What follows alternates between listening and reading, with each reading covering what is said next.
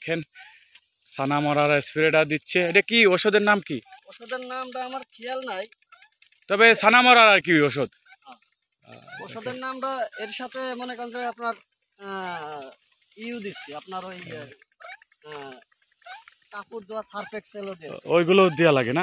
Surf এক্সেলও দিয়েছি, যার কারণে এই ময়লাটা ধুয়ে নিচে নামে যায়। অতিরিক্ত খরার কারণে এই ছানাগুলো লাগতেছে না পাটে। দর্শকবিন্দু, আসলেও বর্তমান যে অবস্থা, অতিরিক্ত খরা গরম, এই কারণে মনে করেন বৃষ্টি নাই, এই কারণে ছানাগুলো লাগতেছে পাটে। বৃষ্টির খুব দরকার, এই পাট মনে করেন বৃষ্টির খুবই দরকার, তাই না? এই পাট এত সময় যদি এই বৃষ্টি হতো না, তাতে দেখা যাচ্ছে পাট আপনার মাথা ছাড়াই যেত, তাই না? পাট তো অনেক আগেই বুনন, পেঁয়াজির ভিতরে এই পাটটা বুনাইছিলেন, তাই না? এখনো তো অনেক জায়গা নিচে গিরে পড়া মাথার উপর চলে যেত পাট যদি। যাই হোক, এই যে মনে করেন ছানা মরার ওষুধ আর সাথে সার্ফ এক্সেলও দেওয়া হয়েছে না? ময়লাটা ধুয়ে নেমে। আসলে তো এই যে প্রত্যেকটা গাছে এই যে দেখেন কি অবস্থা, ছানা লেগে এই দেখেন এই অবস্থা, মাথায় দেখেন কি করে ফেলাইছে। নাই না, একেবারে দিচ্ছি। আসলে অতিরিক্ত খরার জন্য এইগুলো হচ্ছে। এখন পাট হলো বৃষ্টির খুবই দরকার, বৃষ্টি হলে এই পাটে মনে করেন এই সমস্যাটা থাকবে না, কিন্তু কি করার, বৃষ্টি না দিলে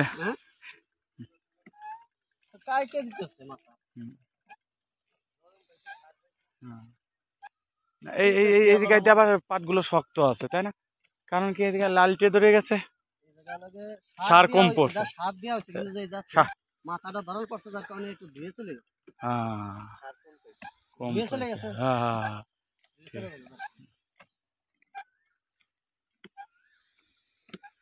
যাক, এখন মনে করেন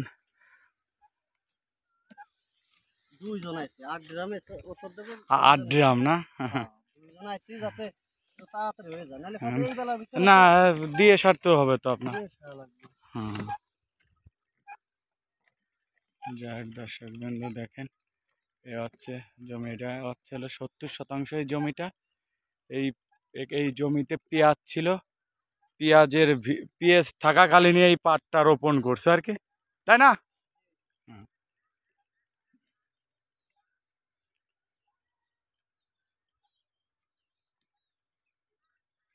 এখন এই অতিরিক্ত খরা আর এবং গরমের জন্য আর কি এই ছানাগুলো লাগতেছে আর কি।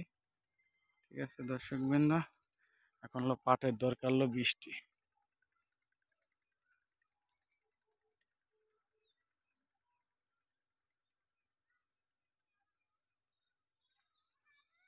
এগুলো দেখেন ছোট, ওটার পরে আর কি এটা রোপণ করা।